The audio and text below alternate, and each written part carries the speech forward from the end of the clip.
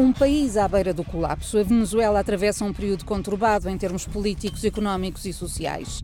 O caos tem saído às ruas com frequência e aquele que foi um dos países mais prósperos da América Latina está agora em queda livre. A fome é uma realidade e a sobrevivência é a principal preocupação para a maioria dos mais de 30 milhões de habitantes, mas a hiperinflação e a violência nas ruas fazem com que cada dia seja uma nova luta. A morte está ao virar da esquina e o que resta do Serviço Nacional de Saúde pouco ou nada pode fazer para inverter a situação. O desespero tomou conta da Venezuela, mas como é que o país com a maior reserva petrolífera do planeta chegou a esta situação? Para muitos o problema está no topo. Nicolás Maduro chegou ao poder em 2013 para dar continuidade à Revolução Bolivariana de Hugo Chávez. A sua autoridade foi colocada em causa após as eleições do ano passado, que lhe garantiram um segundo mandato, entre acusações de irregularidades e uma abstenção superior a 50%.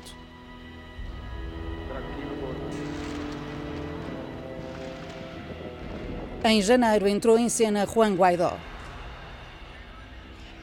O presidente da Assembleia Nacional socorreu-se da Constituição para se autoproclamar presidente interino com a promessa de eleições livres. O apoio dos Estados Unidos foi imediato.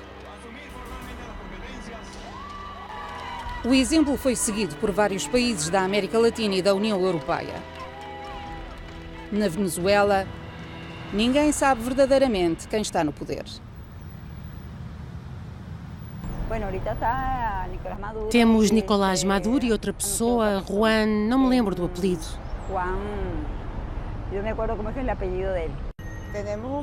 Temos um presidente interino, que é o Guaidó, e temos um presidente usurpador, que é o Maduro. A Venezuela neste momento tem dois presidentes?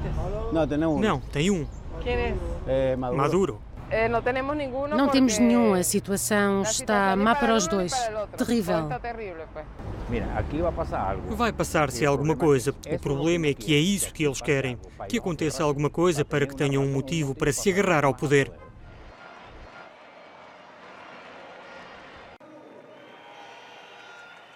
A Euronews viajou até à Venezuela para tentar perceber o que vai acontecer. A primeira paragem só podia ser com uma conversa com Nicolás Maduro.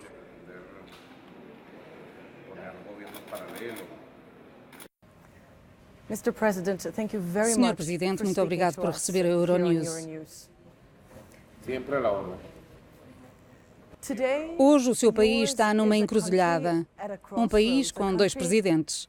O que está exatamente a acontecer na Venezuela?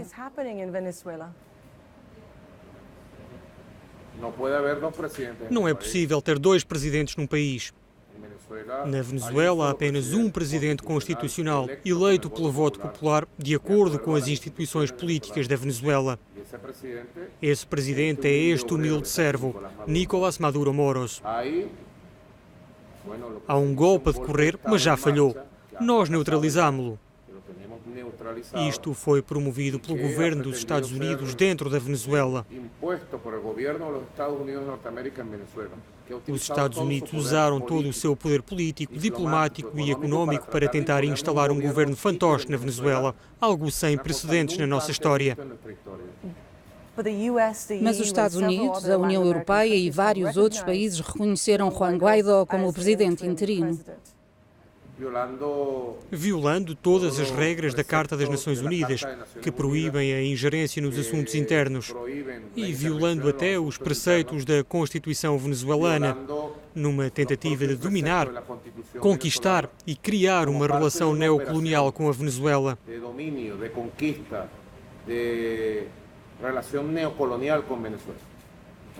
De qualquer modo, quem decide a vida política de um país, quem elege os presidentes nos países do mundo, é a soberania popular, e na Venezuela não é exceção. Podem dizer o que quiserem, o governo de Donald Trump, a administração extremista da Casa Branca e os seus governos satélites, mas na Venezuela o povo é soberano e decide. Nenhum governo estrangeiro decide por nós.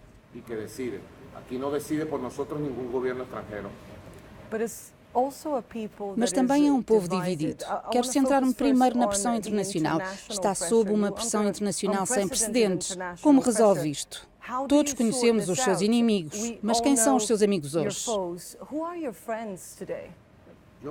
Penso que temos muitos amigos no mundo. De qualquer modo, esta é uma batalha global. Quem transformou a batalha pela Venezuela numa batalha global? Os interesses da elite extremista que governa os Estados Unidos.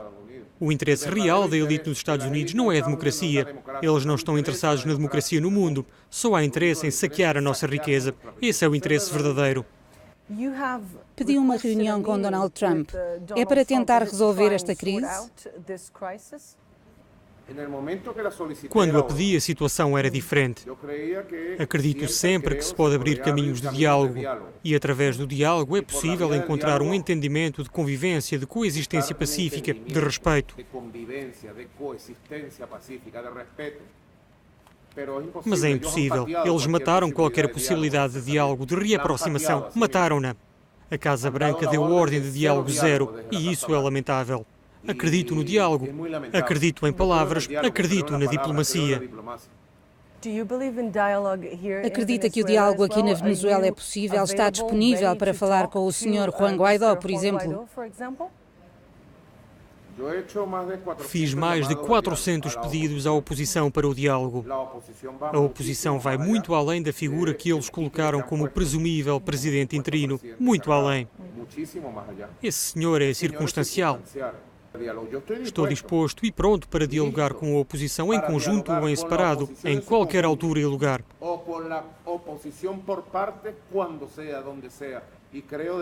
Acredito verdadeiramente, Annelise. Estou convencido de que o que pode ajudar a Venezuela este ano e nos próximos anos é um diálogo honesto, com uma agenda aberta e que façamos acordos abrangentes para o bem da Venezuela, pela prosperidade do país. Uma das principais condições deste diálogo poderia passar pela autorização da entrada de ajuda humanitária no país, algo que sempre disse que não faria, que não vai permitir a entrada desses produtos no país, porque acredita que é uma intervenção estrangeira, um ataque à soberania. Apesar disso, é um mecanismo disponível. E a Venezuela é um país que tem grandes necessidades neste momento. Não considera errado fazer política disso? Dessa questão em particular? É errado usar o conceito de ajuda humanitária como uma questão política e ideológica, como forma de humilhar um país. E esse é o erro cometido pela oposição venezuelana e também pela administração Trump. Querer humilhar um país. Congelaram mais de 10 mil milhões de dólares no estrangeiro. Isso significa que as nossas contas estão sob escrutínio externo. Quase nos impedem de importar medicamentos e comida, porque controlam o nosso dinheiro em contas estrangeiras em todos os cantos do mundo. Depois de nos congelarem 10 mil milhões de dólares ou mais, vêm dizer-nos que vão doar 20 milhões de dólares de uma comida contaminada, comida estragada. É uma contaminação.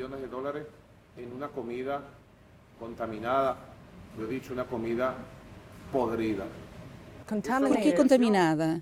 Tem provas de que esses alimentos estão contaminados, de que essa ajuda está contaminada? Acredita nisso? Bom, a informação saiu da própria Colômbia. É comida que não tem sido... que está cheia de elementos químicos cancerígenos, que não teve os testes necessários, que mesmo na Colômbia já causou vários casos de intoxicação alimentar. Agora, além disso, eles politizaram o conceito de ajuda humanitária. Se querem ajudar a Venezuela, digo a Donald Trump, digo a Mike Pompeo, digo aos governos que estão por detrás deste espetáculo, libertem as contas que nos congelaram, libertem o ouro que nos roubaram e a Venezuela tem recursos suficientes para importar tudo o que precisamos. Parem com este espetáculo macabro de sufocar a Venezuela e depois oferecer uma migalha. Nós não somos mendigos de ninguém. The situation is very difficult in Venezuela today. There are shortages of medicine. A situação é muito difícil na Venezuela hoje. Há falta de medicamentos. Visitei alguns hospitais e conversei com médicos que me disseram que não é fácil trabalhar e ajudar os venezuelanos. We've seen the queues for food in the last few years. Reconhece pelo menos que o seu país tem um problema sério? Diga-me um país do mundo ou do terceiro mundo que não tenha problemas. Mas a este nível, Sr. Presidente, isto é muito sério. Diga-me um país que não tenha dificuldades para ultrapassar a pobreza. Um país latino-americano. Dou o exemplo dos nossos vizinhos na Colômbia. Mas você não vai para a Colômbia com uma lupa. 70% da pobreza na Colômbia, 30% de miséria. As pessoas saem da Colômbia há anos. Mais de 15 milhões de colombianos emigraram, mas ninguém dá destaque a isso. Porque é que eles colocam os holofotes sobre os problemas da Venezuela? Para justificar uma história, uma narrativa que justifica a intervenção no nosso país, o controle do nosso país. Falou sobre a experiência das pessoas nos bairros, nas áreas mais modestas de Caracas e noutras partes do país. São pessoas que apoiaram a Revolução, que apoiaram o seu mentor Hugo Chávez, que o apoiaram a si. Muitos deles, no entanto, têm relatado circunstâncias extremamente difíceis. Várias pessoas com quem falei, Sr. Maduro, que nos últimos anos vieram à Venezuela, disseram-me que o apoiavam, mas que é cada vez mais difícil fazê-lo. Como é que isso o faz sentir?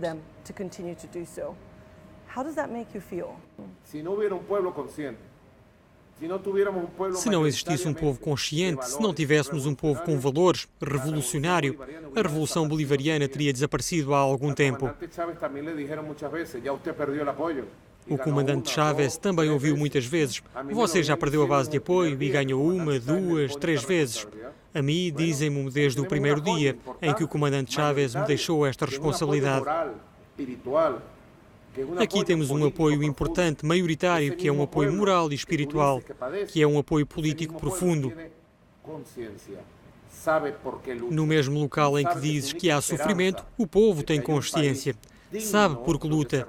Sabe que é a única esperança de um país decente, em que se respeite que não nos tornemos uma colónia, é a Revolução Bolivariana. Acredite, se não tivéssemos vencido eleições consecutivas nos últimos 18 meses, ganhámos 6 eleições consecutivas. E se hoje existissem eleições, garanto-lhe, Annelise, em eleições para a Assembleia Nacional que estão pendentes no Parlamento, as forças bolivarianas voltariam a ganhar. Estas últimas eleições foram impugnadas por vários países. Eu quero voltar a isso num minuto porque quero recuperar uma coisa. Disse, e disse repetidamente, que a Venezuela é vítima de uma agressão dos Estados Unidos. Estão a travar uma guerra económica. Assuma alguma responsabilidade pelo que está a acontecer no país? Considera que houve algum erro da sua administração em relação à situação em que a Venezuela se encontra? Claro que assumo responsabilidades, caso contrário não estaria governando. Caso contrário, não estaria presidindo ao país.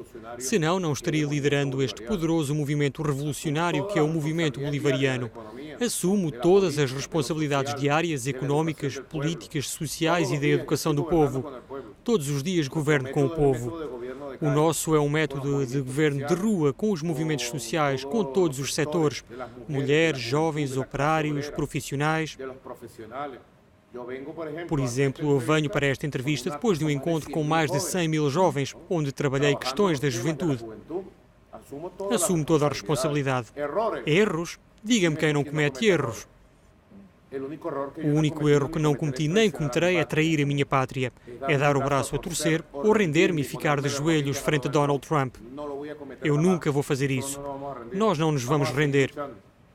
Continuaremos a lutar com as dificuldades e a superar os erros. E temos convicção na garantia, Annelise, de que a Venezuela seguirá em frente. Percebemos que somos mais livres e independentes do que pensávamos do Império do Norte, dos seus governos satélites na Europa e de alguns governos latino-americanos. Somos muito mais livres e independentes. Existe outro mundo. Nasceu um mundo multipolar e multicêntrico. Há novos centros de poder económico, social e militar no mundo. Acabou o mundo unipolar em que um único império ditava uma ordem para todos cumprirem. Não, há outro mundo. E a Venezuela dá conta da construção deste novo mundo e nele continuaremos a seguir em paz. O golpe que tentaram impor na Venezuela e o intervencionismo dos Estados Unidos vai fracassar. Eles serão derrotados. E mais cedo ou mais tarde terão de se sentar numa mesa de diálogo, respeitar-nos e respeitar as regras do jogo do direito internacional. Imagino que os seus aliados, Rússia, Turquia, China, sejam aliados muito importantes para a Venezuela hoje em dia. Até que ponto é importante para o país tê-los do seu lado?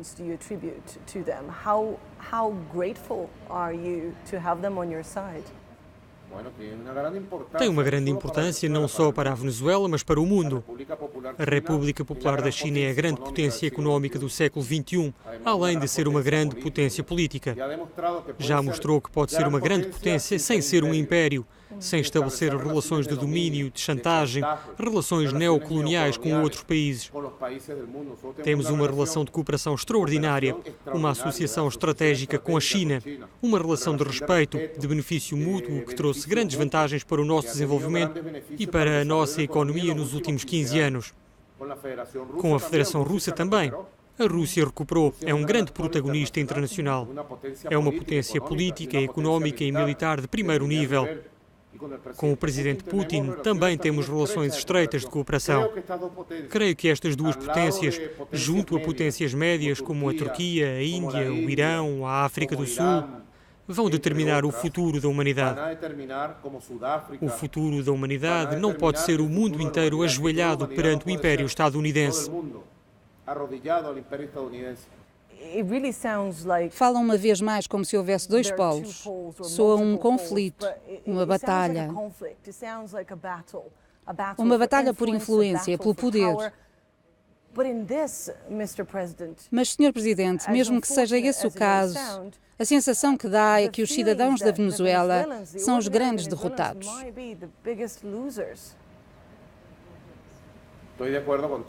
Estou de acordo. Quem é que sai prejudicado com as sanções internacionais, com o bloqueio económico? Quem é que sai prejudicado com toda esta campanha mundial? O povo da Venezuela tem o direito a viver tranquilo, em paz. Penso que Federica Mogherini, a União Europeia e os principais governos da Europa cometeram um erro com a Venezuela. Ouviram apenas uma parte, agarraram-se a um dos lados. Não ouviram o país inteiro que pede paz, diálogo, entendimento, respeito. E não nos ouviram a nós, que temos uma voz enquanto poder real, verdadeiro. Penso que a Europa se juntou de forma acrítica a uma política errada de Donald Trump.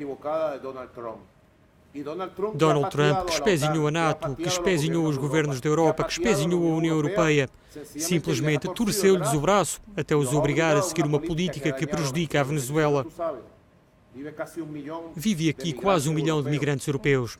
300 mil italianos, 300 mil portugueses, 300 mil espanhóis, quase 1 milhão de europeus.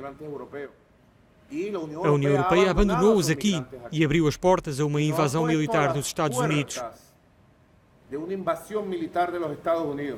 Donald Trump anunciou há dias que a via militar era uma opção para a Venezuela. Penso que a União Europeia tem de escutar o país inteiro, aprender a ouvir todos de forma equilibrada e retificar a sua política sobre a Venezuela. Falou de migrantes, de pessoas que vieram para a Venezuela. Nós também vimos imagens de centenas de milhares. As Nações Unidas falam de 3 milhões. Venezuelanos a abandonar o país. Já falou sobre este tema e disse que era uma invenção, que isto não existia. Viu as imagens? Como se sente a ver essas pessoas a atravessar as pontes e a voar para a Colômbia e outros países? Nunca disse que isto não acontecia. É uma realidade. Há um grupo de venezuelanos que durante os últimos 2 ou 3 anos, por motivos económicos, por causa da guerra económica, decidiu procurar novas opções. Talvez entre 600 e 800 mil venezuelanos. Vários milhares estão de regresso porque encontraram nesses países xenofobia, esclavagismo laboral e condições que nunca pensaram encontrar e decidiram voltar ao seu país. O que também posso dizer é que essas imagens que disse que viu são a maior manipulação que já foi feita. Pode ir hoje à principal ponte que liga a Colômbia e a Venezuela, em Cúcuta e San Antonio del Táchira, e ver. O que as equipas de jornalistas mostraram foram imagens de um grande fluxo de colombianos vindo para a Venezuela, de venezuelanos a caminho da Colômbia, de venecolombianos, de colom-venezuelanos. São famílias que partem da Colômbia, que partem da Venezuela e que representam um fluxo de 30, 50 e às vezes 60 mil pessoas que atravessam a fronteira por razões comerciais para desenvolver atividades económicas por motivos familiares. Usaram essas imagens para dizer que se iam embora 3 ou 5 mil venezuelanos. De acordo com a ONU, são mais os venezuelanos que se deixam ficar do outro lado da fronteira e não voltam. Disse que muitos tinham ido devido às dificuldades no seu país. Quero voltar às condições difíceis no país. Porque algumas pessoas dizem que talvez não tenham essa noção, porque é presidente e pode ter perdido a ligação com a dura realidade dos seus compatriotas. Se lhe perguntar o que pode comprar hoje com 2.000 bolívares, sabe a resposta?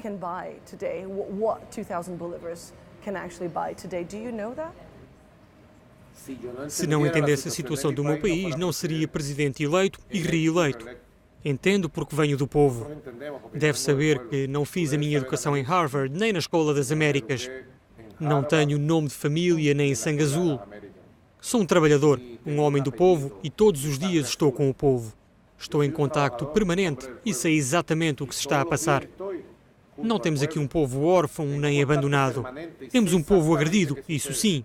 Diga-me que outro país aguentaria a agressão económica da nação mais poderosa do mundo. Quem seria capaz de aguentar? Ter os bens congelados, as contas perseguidas, a importação de que precisamos proibida. A Venezuela está a fazer um esforço heroico, verdadeiro, admirável. Admiro o heroísmo do povo venezuelano, a forma como enfrentou estas circunstâncias. Vamos seguramente seguir em frente. Tenho uma última pergunta, Sr. Presidente. Como considera que vai passar à história? Não sei, mas estou seguro de que não me vão recordar como débil, cobarde nem traidor. O meu papel está claro e todos os dias me encho de coragem, de paixão pela minha pátria, do amor que me move. O que me move é o amor. Não me seduz o desejo de ser um magnata, de enriquecer pessoalmente, nem de enriquecer grupos económicos. O que nos move é uma ideia de pátria. A pátria. A nossa história ao longo de 200 anos.